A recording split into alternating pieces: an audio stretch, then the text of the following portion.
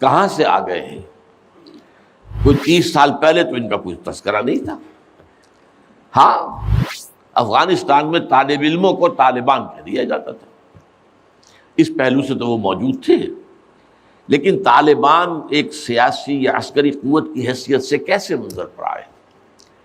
اس کے لیے ذرا سرسری سے آپ کو جائزہ لینا ہوگا افغانستان کی تاریخ کے پچھلے 30-35 سالوں کا۔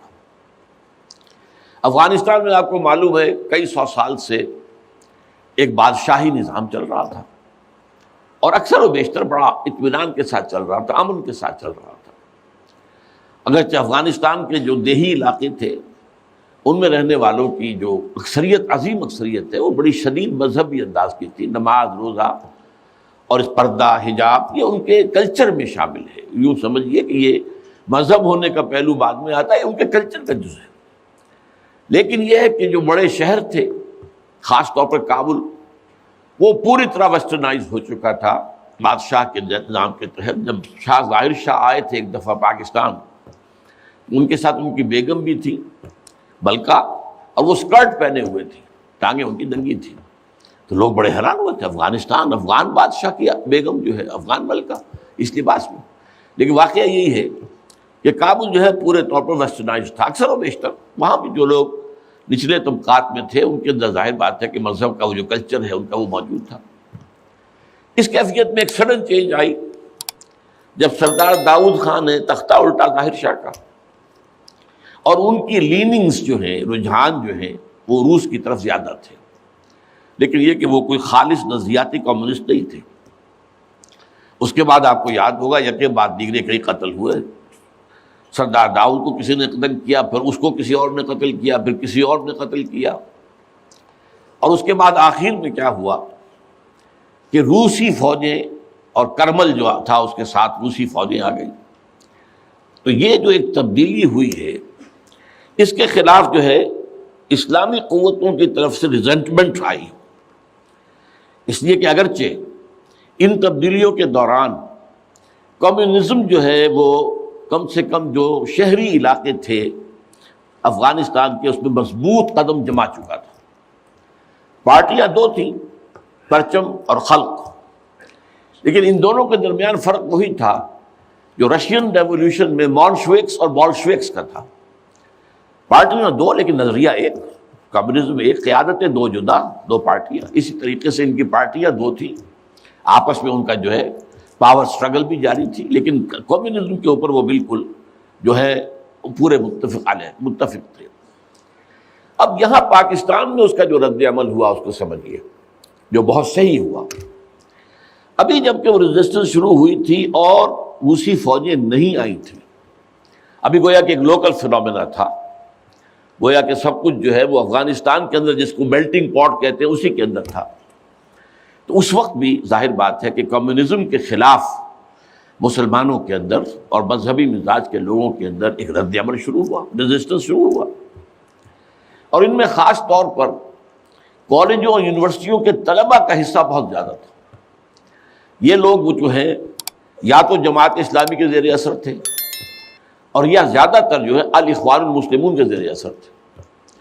انہی کے لیڈروں میں حکمت یار تھے، گلبدین حکمت یار، انہی میں احمد شاہ مسعود، اور ان دونوں کی بڑی گہری دوستی تھی، بہت گہرے ایک دوسرے کے ساتھ یہ گویا کہ کامریڈز تھے اور ساتھی تھے۔ پھر استاد ربانی، عبدالرسول سیاف، اس قسم کے لوگ، ان لوگوں نے جو ریزسٹنس موومنٹ شروع کی، تو یہاں بھٹو صاحب نے اس وقت بالکل صحیح قدم اٹھایا۔ ان میں سے بعض لوگوں کو دعوت دی، وہ آئے دارالحکومت میں، بھٹو صاحب کے مہمان رہے، ان کی پیٹھ تھپ کی کہ ٹھیک ہے کرو کوشش، اور یقیناً کچھ نہ کچھ جو ہے انہیں مدد بھی دی ہوگی، لیکن یہ کہ اس کے بارے میں مجھے معلوم کچھ نہیں ہے۔ اندازہ ہے کہ جب بلایا ہے، پیٹھ تھپکی ہے، اس لیے کہ ظاہر بات ہے ان کو معلوم تھا یہ کہ اگر جو ہے یہاں پر کمیونزم آ گیا اور خاص طور پر روس اگر قابض ہو گیا تو پھر اس کا اگلا قدم پاکستان ہے۔ گویا کہ وہ جو صدیوں پرانا خواب ہے روسیوں کا، وہ زار کے زمانے کا خواب ہے کہ سائبیرین ریچ جو ہے وہ بہت ہی چاہتا تھا کہ کسی طریقے سے یہ افغانستان اور پاکستان کو رونگتے ہوئے، اور وہ جو ہے بحیرہ عرب، عریبین سی اور بحر ہند، انڈین اوشن کے گرم پانیوں تک پہنچ جائے. لہذا افغانستان میں قدم جم گئے تو ظاہر بات ہے کہ اس کے بعد اگلا ہدف جو ہے وہ پاکستان ہوگا. تو یہ صورتحال تھی کہ جس میں بھٹو صاحب نے جو قدم اٹھایا وہ بالکل صحیح تھا. بعد میں جب روسی فوجیں آ گئیں، اب ایک ریزسٹنس شروع ہوئی زبردست. ان میں سب سے پہلی ریزسٹنس جو ہے وہ در حقیقت جو جہاد شروع ہوا ہے وہ جہاد فی سبیل الحریت تھا. اس کی بنیاد مذہبی نہیں تھی بلکہ آزادی. اس لیے کہ افغان قوم جو ہے وہ غلام رہنے کی عادی نہیں ہے، اس کے لیے ذہناً تیار نہیں، جذباتی طور پر تیار نہیں. یہ پوری تاریخ کی حقیقت ہے. یہ چنانچہ اسی زمانے میں جب روس کے خلاف جنگ جاری تھی اور جہاد ہو رہا تھا افغانستان میں، تو مارگریٹ تھیچر ایک دفعہ آئی تھی پاکستان کے دورے پر، اور وہ طورخم پر جا کر انہوں نے خطاب کیا تھا کچھ لوگوں سے، جس میں بڑے تاریخی جملے مجھے آج تک یاد ہیں. We learnt our lesson and the Russians will also soon learn their lesson. Afghanistan کے بارے میں ہم نے سبق سیکھ لیا تھا. ہم نے بار بار فوج کشی کی اور فتح کیا لیکن اپنا قبضہ برقرار نہیں رکھ سکے. اسی طریقے سے بالفرض اگر روس نے قبضہ کر بھی لیا تو وہ یہاں رہ نہیں سکے گا. یہ سبق جو ہے ہم نے تو سیکھ لیا ہے، روسی بھی سیکھ لیں گے. بہرحال اس وقت جو صورتحال پیدا ہوئی اس میں ایک فیکٹر جو نیا آیا اس کو ذہن میں رکھیے. اس وقت پورے عالم اسلام میں احیاء اسلام اور نفاذ شریعت کا ایک جذبہ پروان چڑھ رہا تھا. یہ جذبہ شروع ہوا ہے کب؟ جب کہ کولونیل رول کا بستر طے ہونا شروع ہوا. یہ یورپین جو پاورز تھی انہوں نے اپنا بستر رول کرنا شروع کیا. تو جیسے جیسے مسلمان ممالک آزاد ہوئے ان کو یاد آیا، جیسے آدمی کو نیند سے اٹھے تو یاد آیا کہ میں نے کوئی خواب دیکھا تھا. یاد آیا کہ ہمارا بھی تو ایک نظام ہوتا تھا نا. یہ انگریزوں کے آنے سے پہلے یا بلندیزیوں کے آنے سے پہلے یا فرانسیسیوں کے آنے سے پہلے یا اطالویوں کے آنے سے پہلے یا اسپینیئرز کے آنے سے پہلے یہ آخر ہمارا ایک نظام تھا. تو اب ہم اس نظام کو دوبارہ قائم کریں. یہ ایک جذبہ تھا، اگرچہ مبہم تھا، واضح نہیں تھا. اور یہ کہ آج کے دور میں اسلامی نظام کیا ہوگا، کیسے ہوگا، اس کے کوئی واضح تصورات نہیں تھے، لیکن جذبہ موجود تھا. اسی کو علامہ اقبال نے جو ہے ابلیس کی زبان سے کہلوایا ہے، وہ ابلیس کی مجلس شورا میں، کہ ہے اگر کوئی خطر مجھ کو تو اس امت سے ہے، نہ مجھے جمہوریت سے کوئی اندیشہ ہے. ہم نے خود شاہی کو پہنایا جمہوری لباس، یہ تو ہم نے خود ہی اس کو ایک لباس اڑھا دیا ہے شاہی کو، اور اسے جمہوریت کا رنگ دے دیا ہے. وہ انڈیویجول ساورنٹی کی بجائے ایک پاپولر ساورنٹی، کلیکٹیو ساورنٹی. وہ شرک جو کا تو ہے، کفر جو کا تو ہے. اور نہ مجھے اشتراکیت سے کوئی اندیشہ ہے. کب ڈرا سکتے ہیں مجھ کو اشتراکی کوچہ گرد؟ ہاں ہے اگر کوئی خطر مجھ کو تو اس امت سے ہے جس کی خاکستر میں ہے اب تک شرار آرزو. یہ جو جذبہ تھا اور یہ جو تڑپ تھی، یہ اگرچہ پورے عالم اسلام میں تھی لیکن کہیں بھی اس کی کوئی کامیابی کی صورت نظر نہیں آ رہی تھی. جذبہ موجود تھا. اس وقت ایسا ہوا کہ جہاد افغانستان کو ایک تو اس جذبے نے سپورٹ کیا اور یہ جذبہ کھنچ کر آیا کہ شاید ہاں افغانستان کے اندر اب یہ کام عملاً ہو جائے گا. اس لیے پوری دنیا سے لوگ آئے، والنٹیئرز آئے، انہوں نے جانیں دی، انہوں نے وہاں پر محنتیں کی. اپنے کوئی انڈونیشیا سے چلا آ رہا ہے، کوئی برما سے چلا آ رہا ہے، کوئی فلسطین سے چلا آ رہا ہے، کوئی فلپائن سے چلا آ رہا ہے، کوئی تھائی لینڈ سے چلا آ رہا ہے، کوئی سعودی عرب سے چلا آ رہا ہے، کوئی مصر سے چلا آ رہا ہے، کوئی لیبیا سے چلا آ رہا ہے، کوئی چیچنیا سے چلا آ رہا ہے. یہ سارے لوگ آئے وہاں، اس لیے کہ جذبہ یہ کہا گیا کہ یہ جہاد فی سبیل اللہ ہے. میں واضح کر چکا ہوں کہ میرے نزدیک وہ جہاد فی سبیل اللہ نہیں تھا. جہاد فی سبیل اللہ کی جو شرائط ہیں وہ یہ ہے کہ پہلے دعوت اور اس میں اتمام حجت، پھر جو دعوت کو قبول کرے انہیں منظم کرنا، ڈسپلن آرگنائزیشن میں لانا، ایک امیر کے تابع ہو کر اس سے بیعت کر کے، اور پھر یہ کہ ان کی تربیت، ان کا تزکیہ یہ ہو کہ دل میں سوائے اللہ کی رضا کے کوئی اور جذبہ باقی نہ رہ جائے. یہ مال و دولت دنیا یہ نہیں، کچھ نہیں، نہ حکومت نہ سیادت، صرف اللہ کی رضا. اور یہ کہ جذبہ اتنا ابھر آئے کہ تن من دھن حتیٰ کہ جان دینے کے لیے تیار ہو جائے. یہ ساری شرائط ہیں جہاد فی سبیل اللہ کی. ظاہر بات ہے کہ وہاں پر تو جو ایک دم حملہ ہو گیا اور روسی فوجی آ گئے تو نہ ان کاموں کا موقع تھا نہ اس کے لیے وقت تھا، وہ لوگ کھڑے ہو گئے۔ یہ جہاد فی سبیل الحریت تھا، آزادی کا جہاد، اور مسلمان جب آزادی کا جہاد کرتا ہے تو وہ بھی جہاد فی سبیل اللہ ہی کی ایک قسم ہے، جائز جہاد ہے، اس میں جان دینا بھی شہادت ہے، اگرچہ وہ جو ایک مثبت جہاد فی سبیل اللہ وہ تو ہمیں سیرت صحابہ اور سیرت النبی صلی اللہ علیہ وسلم میں اس کا پورا نقشہ ملتا ہے۔ بہرحال ایک تو یہ کہ وہ کشش ان کو کھینچ کر لائی، دوسری طرف امریکہ نے وہ یہ چاہتا تھا کہ اسے نظر آ گیا کہ روس سے ایک تو جو بڑا پرانا اکاؤنٹ ہے، یعنی یہ کہ جو ویتنام میں روسیوں کے ہاتھوں شکست کھائی تھی امریکہ نے اور بھاگا تھا وہاں سے، تو گویا کہ اس کا بدلہ لینے کا یہ سنہرا وقت آ گیا ہے، اس سے بھرپور فائدہ اٹھایا جائے، اور یہ کہ اگر ہو سکے تو شاید اس حد تک بھی ان کے خیال میں ہو کہ یو ایس ایس آر کو ختم کر دیا جائے۔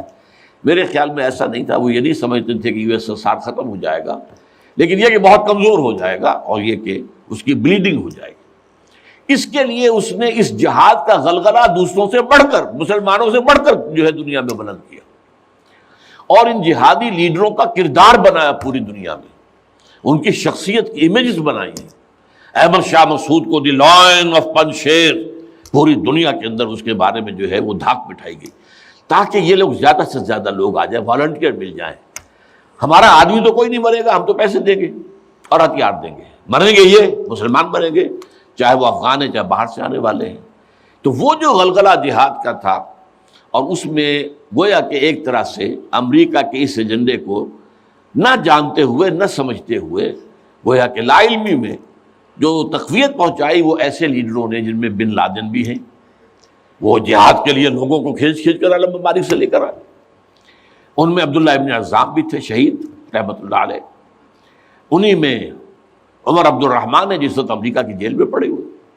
یہ سب لوگ کیا تھے؟ جہاد کے نام پر دنیا سے لوگوں کو لے کر آ رہے تھے، اور اس میں گویا کہ نہ جانتے ہوئے ان نوئنگلی وہ امریکہ کے اعلی کار بن گئے تھے۔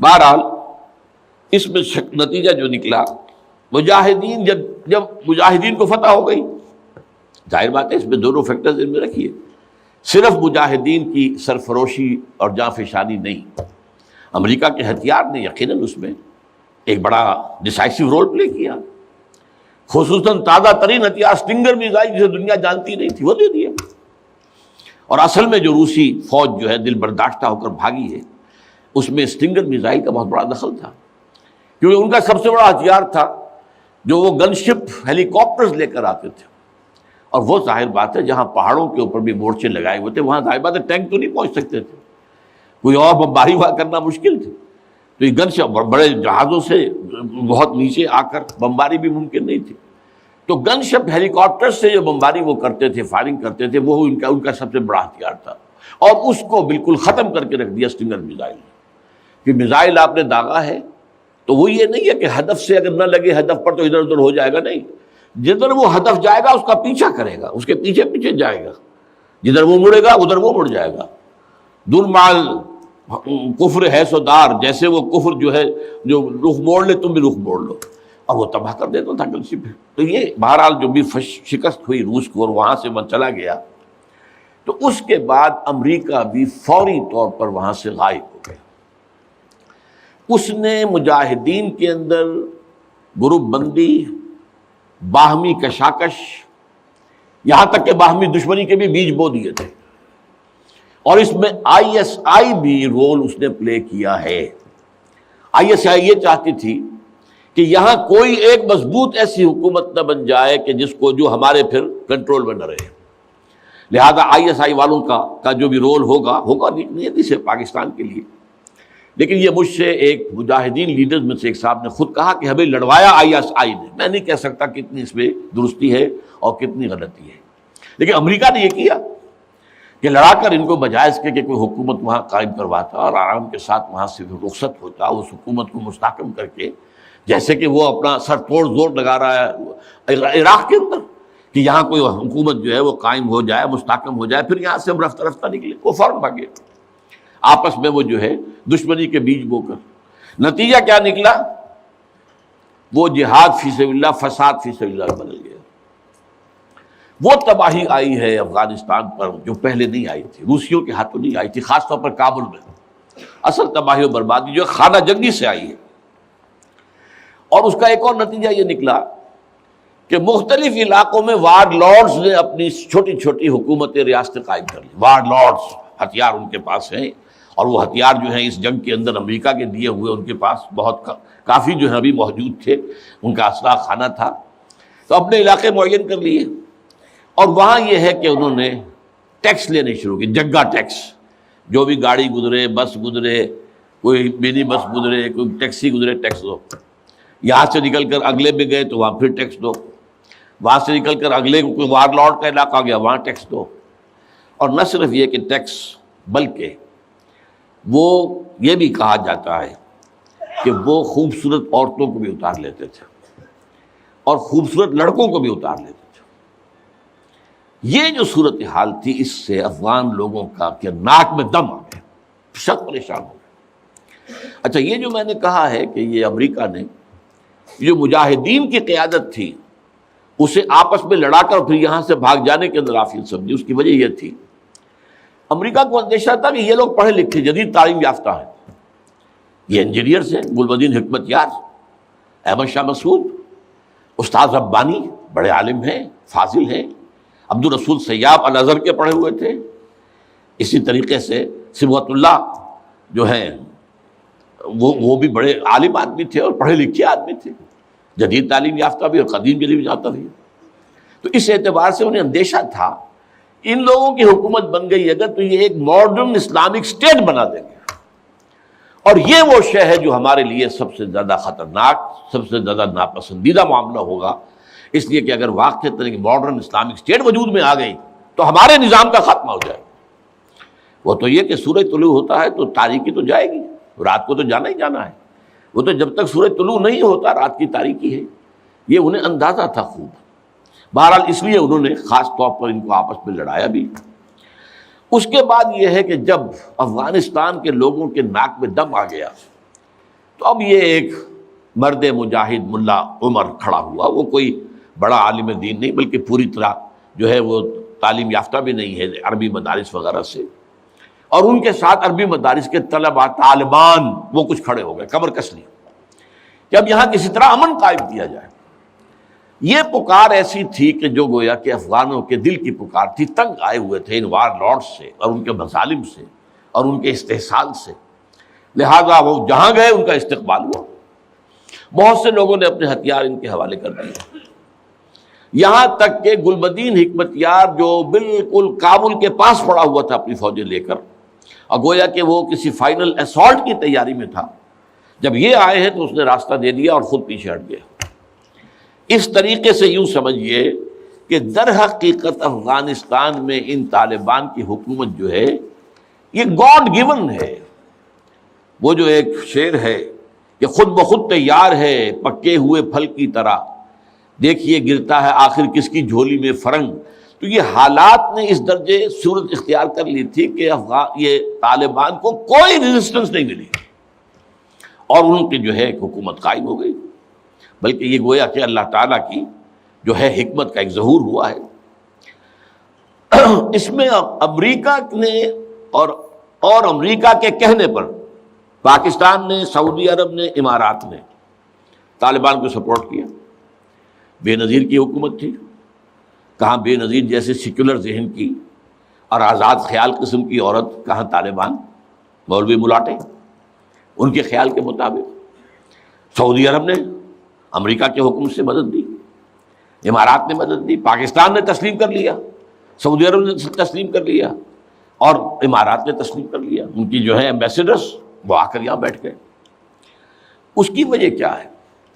امریکہ سمجھتا تھا یہ ٹھیک ہے، یہ ملا ملاٹے ہیں، انہیں کوئی دنیا کا تو علم ہے نہیں، یہ جانتے ہی نہیں، لہذا ان سے کھیلنا آسان ہے، انہیں ہم اپنی انگلیوں پر نچائیں گے، ان کو کٹ پتلی بنا لیں گے۔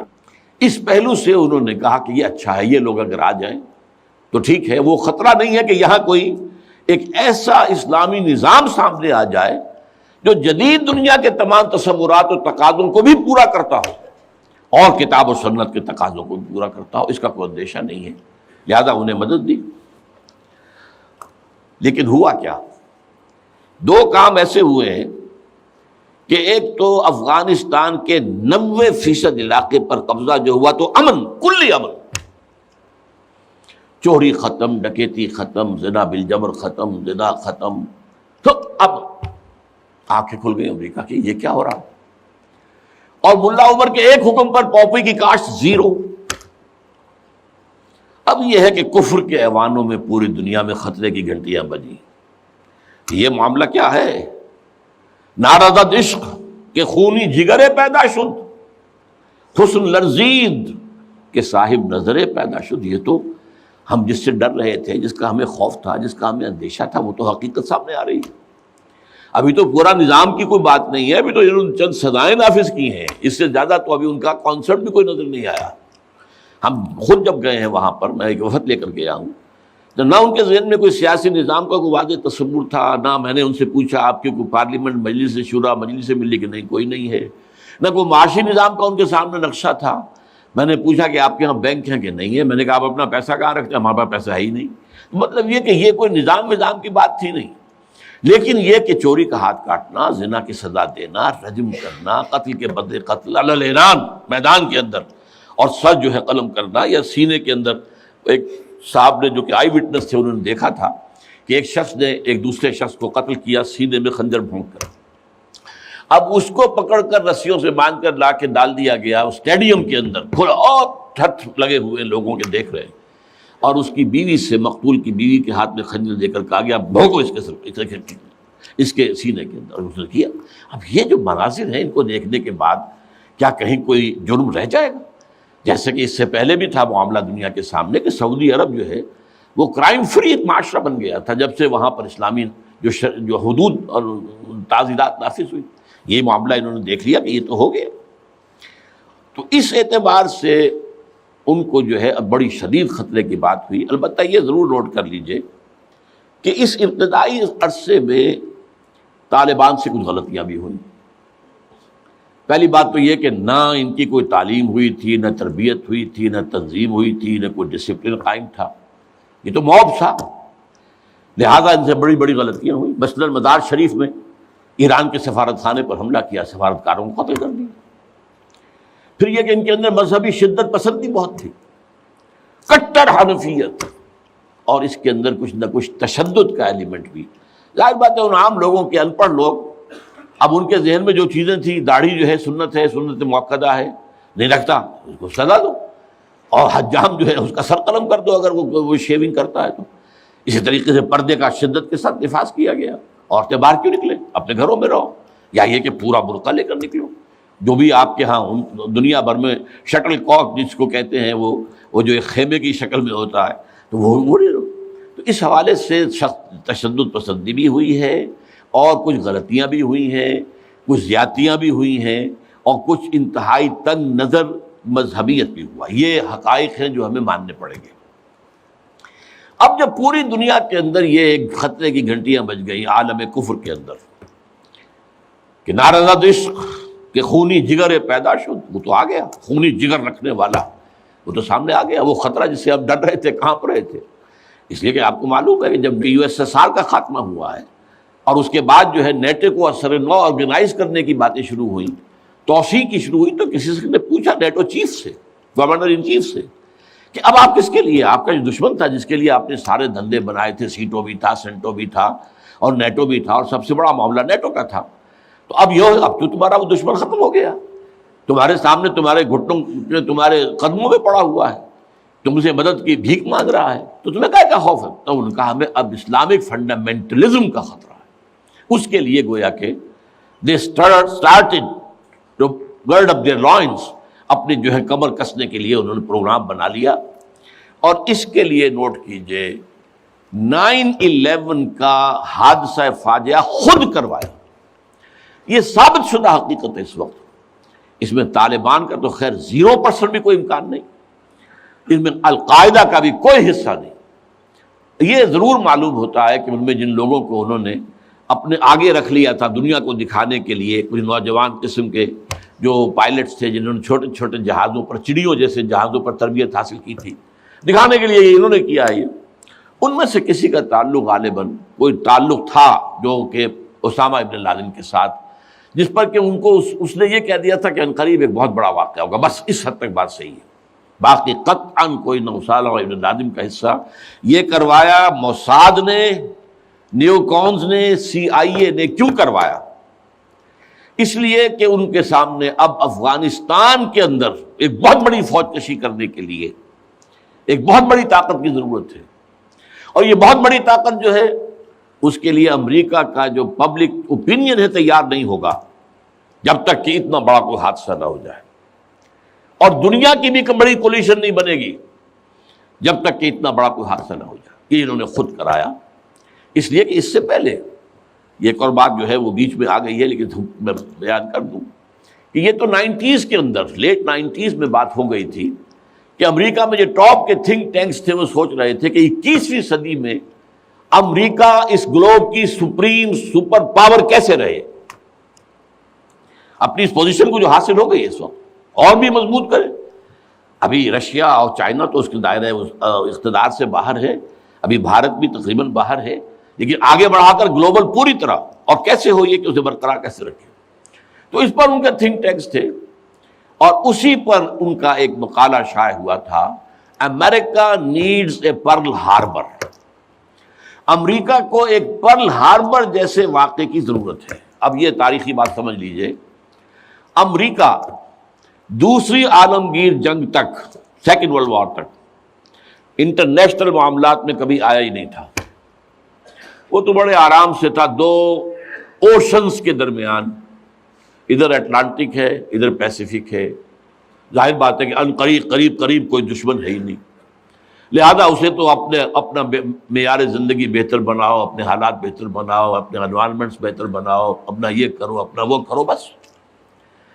سیکنڈ ورلڈ وار میں بڑی شدید ضرورت پیدا ہوئی الائز کو، جب جرمنی اور جاپان جو ہے بھرکس نکال رہے تھے کہ کسی طرح امریکہ کو آمادہ کیا جائے۔ چرچل بھی گیا، اس نے بھی خوشامدی کی، یہ بھی کہا جان لو اگر ہم ختم ہو گئے تو نیکسٹ باری تمہاری ہوگی، پھر یہ نازی جو ہے تمہیں چھوڑیں گے نہیں۔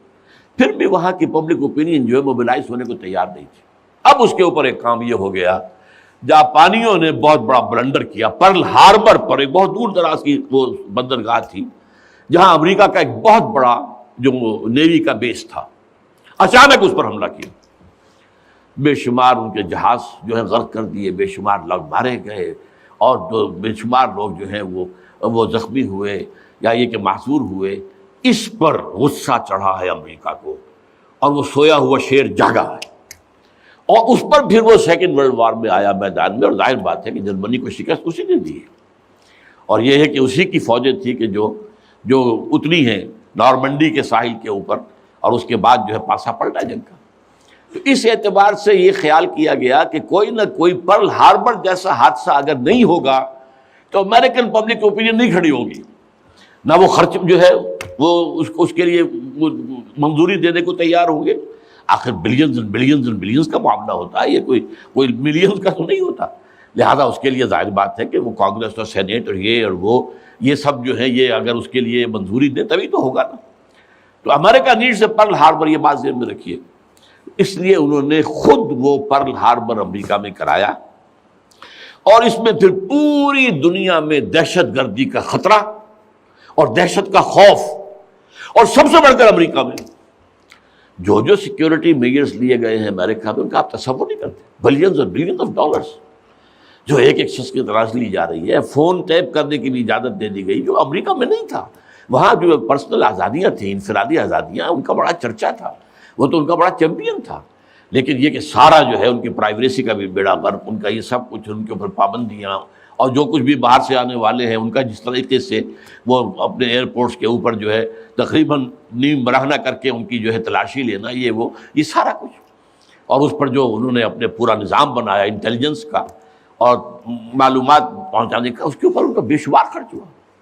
بہرحال اس میں عیسائیوں کی صلیبی جنگ کا جذبہ بھی شامل کر دیا گیا۔ ایک امریکہ کی supreme soul, supreme power on earth ہونے کا مقصد۔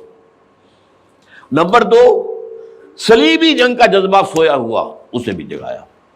یہ بش نے بھی کہا تھا، لیکن بعد میں اس نے کہا غلطی ہو گئی، اس نے وہ لفظ واپس لیا تھا، کروسیڈ۔ لیکن یہ ہے کہ فلاڈلفیا، یہ جو امریکہ کا ایک اہم شہر ہے، وہاں سے ایک شائع ہوتا ہے ماہنامہ فلاڈلفیا ٹرمپٹ، اس کے مدیر نے، یہ پروٹیسٹنٹس کا ہے، اور جو ایونجلسٹ کہلاتے ہیں وہاں پر، جو کہ خاص طور پر پرچارک ہیں انجیل کے، یہ ان کا رسالہ ہے۔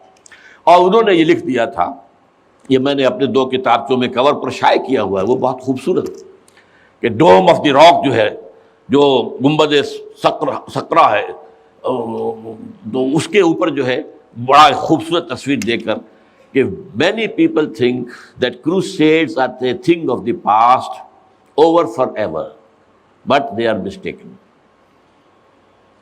تو دنیا میں تیاری ہو رہی ہے لاسٹ کروسیڈ کی، یہ اس کے اپنے الفاظ ہیں، اور یہ پورا ایک مکتبہ فکر ہے، ایک پورا ان کا جو ہے بہت آبادی کے اندر بہت انفلوئنشل حصہ ہے۔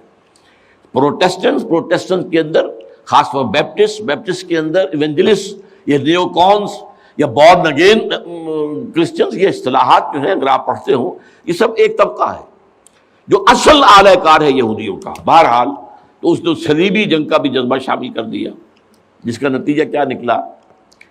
تاریخ انسانی کی عظیم ترین کولیشن بنی، کبھی دنیا میں اتنی بڑی کولیشن نہیں بنی جتنی افغانستان کے خلاف بنی۔